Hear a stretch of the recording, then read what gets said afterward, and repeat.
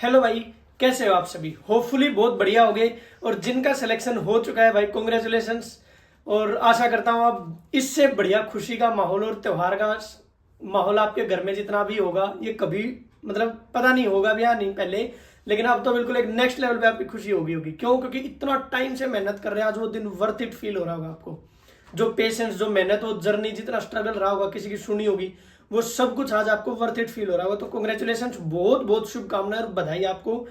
और जिन दोस्तों का किसी भी कारणवश थोड़ी सी कमी रह गई, 100 शिकायतें भी होंगी केवी से या प्रोसेस से, तो भाई अभी टाइम है, अभी भी संभल जाओ। क्योंकि अभी से पढ़ना शुरू करेंगे तब 4-5 महीने में ठीक ठाक नॉर्मल लेवल की तैयारी आपकी होगी डीएसएसबी की और दिल्ली टीचर बनने के लिए। और फिर जब वैकेंसी आएंगी तो अपना इस तरीके से आप अपने आप को देखोगे कि आज आप कंपटीशन में खड़े हो।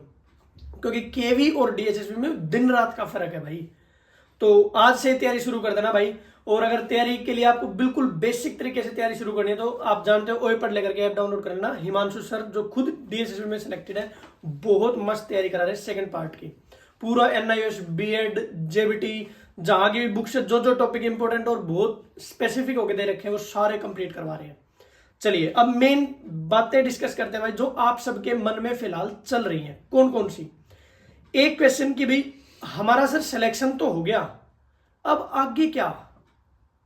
कौन से डॉक्यूमेंट्स आएंगे, मेल कब आएगी, एसएमएस कब आएगा, क्या हमें जिनको रोजगार मेला में बुलाया है वहां जाना, अगर किसी कारणवश ना जा पाए तो क्या होगा, कितना टाइम लगेगा कि वो एसएमएस और ये ज्वाइनिंग तक का प्रोसेस हमारा कंप्लीट हो जाए। और जिस दिन हमें डॉक्यूमेंट्स मिल गए, हमें पता चलेगा कि भी ये आपका स्कूल है, वो स्कूल अलॉटमेंट वाला प्रोसेस कंप्लीट हो गया, उसके बाद से ज्वाइनिंग तक का, वो स्कूल ज्वाइन कितने दिन में कर सकते हैं हम, 10 दिन, 15 दिन।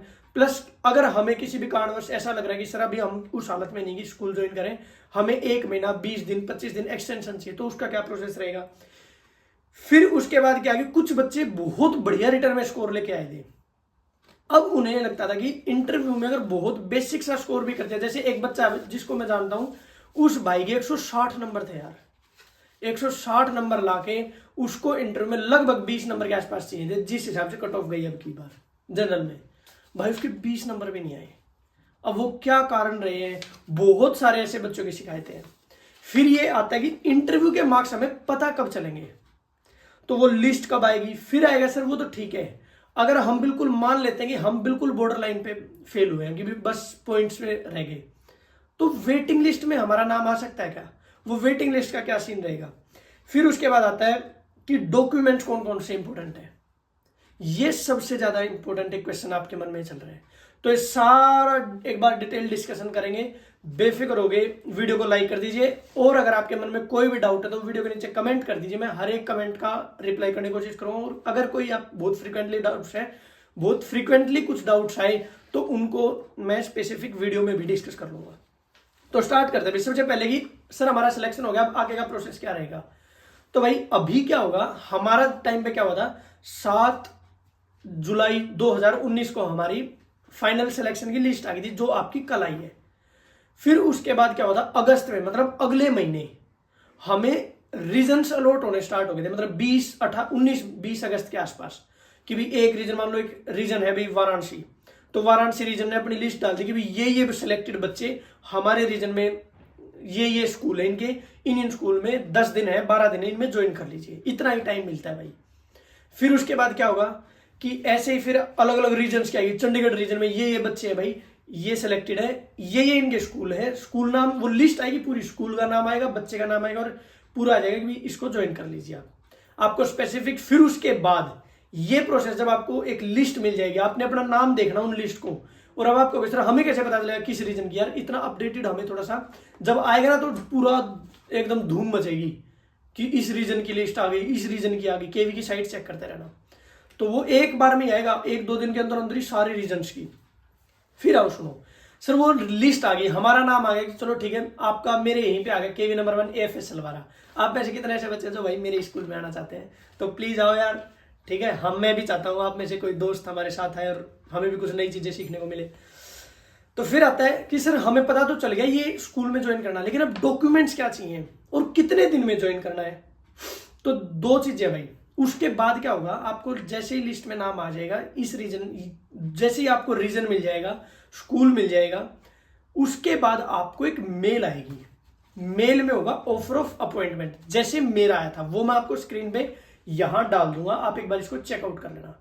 ऐसे उसमें आपको इंपॉर्टेंट डॉक्यूमेंट्स भी आएंगे, डूज एंड डोंट्स भी आएंगे, मतलब काइंड ऑफ एक तरह से आपके पूरा कॉन्ट्रैक्ट की तरह आएगा कि भाई ये फैसिलिटीज आपको मिलेंगी, ये नहीं मिलेगा, ये डॉक्यूमेंट्स आपको लेके आने, वो सारी चीजें उसमें मिलेंगी जो आपको मेल आएगी।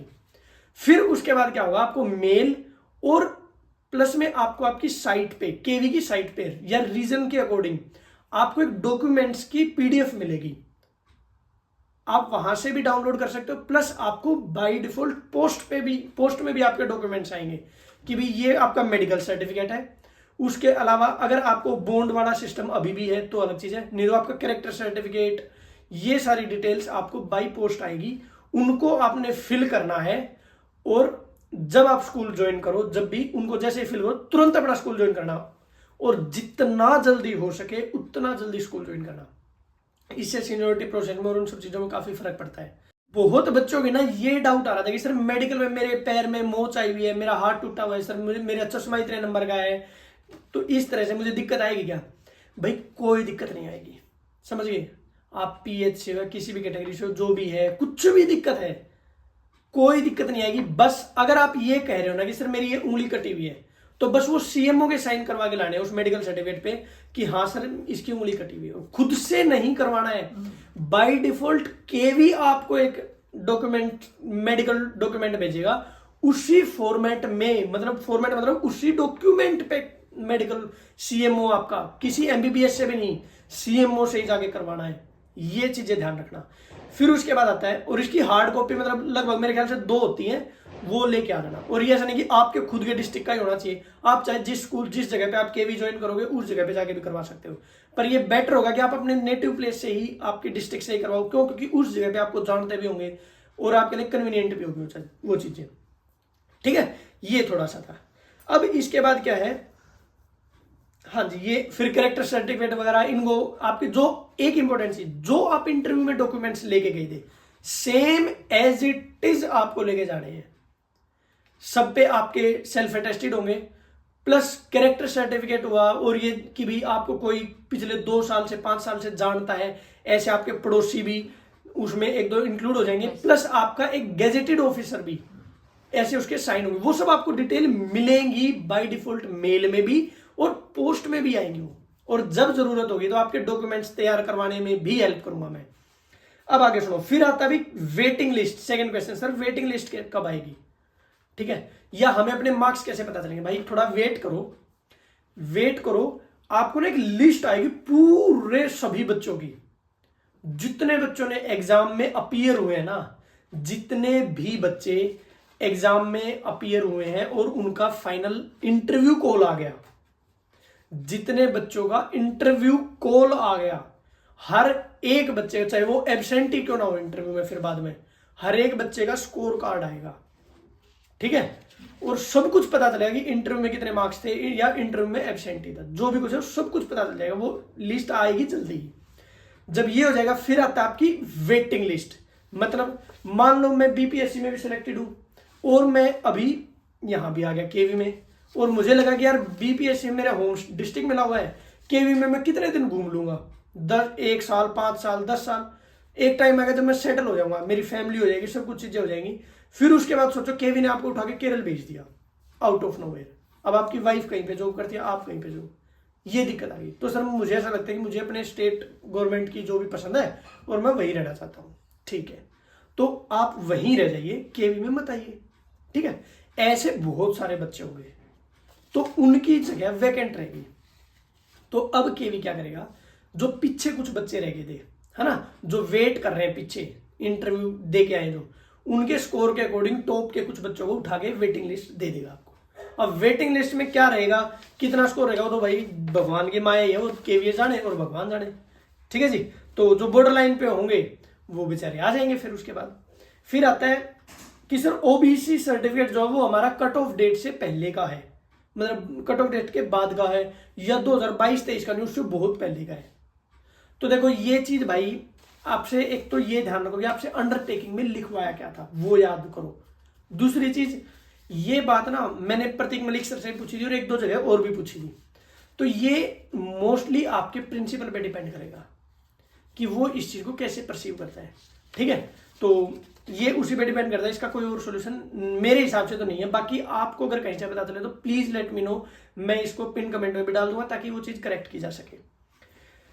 फिर अभी जो सबसे ज्यादा बच्चों के अंदर नाराजगी लेके आया कि सर इंटरव्यू का स्कोर बहुत गड़बड़ हुई है, सर वो तो स्कैम हो रहा है एक तरह का।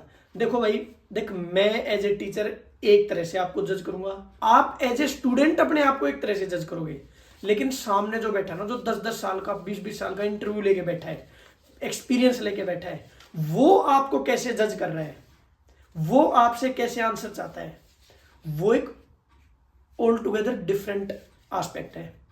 तो वो प्लीज ध्यान रखो, वो अपने हिसाब से जज किया है। हमें लगता है कि हमारा इंटरव्यू नॉर्मल रहा है, पर सामने वाले को तो कुछ चीजें आपकी नेगेटिव लगी होंगी, तभी उसने कहीं ना कहीं मार्क्स कट किए हैं, या फिर आपसे बेटर उसको कैंडिडेट आपसे पहले मिलते गए हैं, इसलिए थोड़ा सा नेगेटिव एस्पेक्ट आपका हाईलाइट हो गया। तो ये चीज अब इसको ज्यादा मत सोचो, इसके ऊपर कुछ नहीं कर सकते आप। सामने वाले ने अपने हिसाब से ठीक ठाक काम किया होगा ऐसा मैं मान के चलता हूं, क्योंकि संगठन की तरफ से हम कोई गलत थोड़ी करेंगे।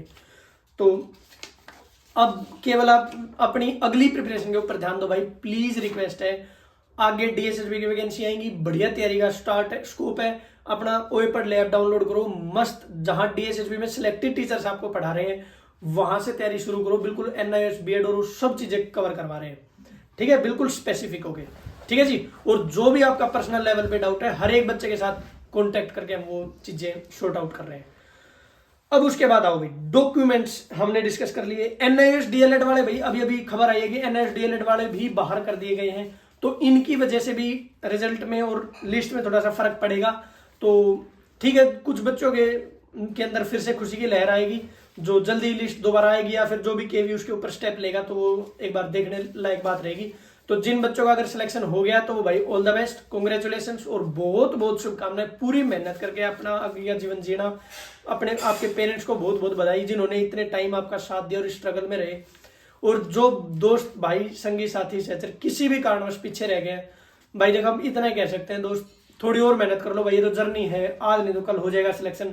देखो मैं केवी में आगे फिर डीएसएसबी में टपक गया, रह गया था, ठीक है, ये तो एक जर्नी है भाई, फिर मेहनत कर लेंगे, थोड़े दिन मेहनत करेंगे, फिर अपना आगे जाके कहीं ना कहीं सिलेक्शन हो जाएगा, ठीक है जी। क्योंकि डेडिकेशन लेवल, कमिटमेंट, ये चीजें दो एक आपको जीनी ही पड़ेगी अगर आपने ये रास्ता चुना है तो, है ना। संभालो अपने आप को और बड़ी हिम्मत के साथ आगे की तैयारी करना। और आपके मन में जो भी थॉट्स चल रहे हैं, अगर आपने कुछ भी मेरे साथ शेयर करना है, आप अगर अपना एक्सपीरियंस आपकी जर्नी का शेयर करना चाहते हो तो आप मुझे इंस्टाग्राम पे मैसेज कर सकते हो, मेल कर सकते हो, ashwini5784@gmail.com मेल कर दीजिए।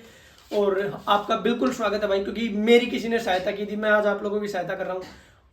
आप आके हमारे प्लेटफॉर्म पे किसी और बच्चे का हाथ पकड़ के उसको आगे लेके जाओगे, तो इस जर्नी में सभी एक दूसरे का साथ मिलकर आगे बढ़ते जाएंगे। तो ऑल द बेस्ट, बहुत बहुत शुभकामनाएं। भारत माता की जय, जय श्री राम।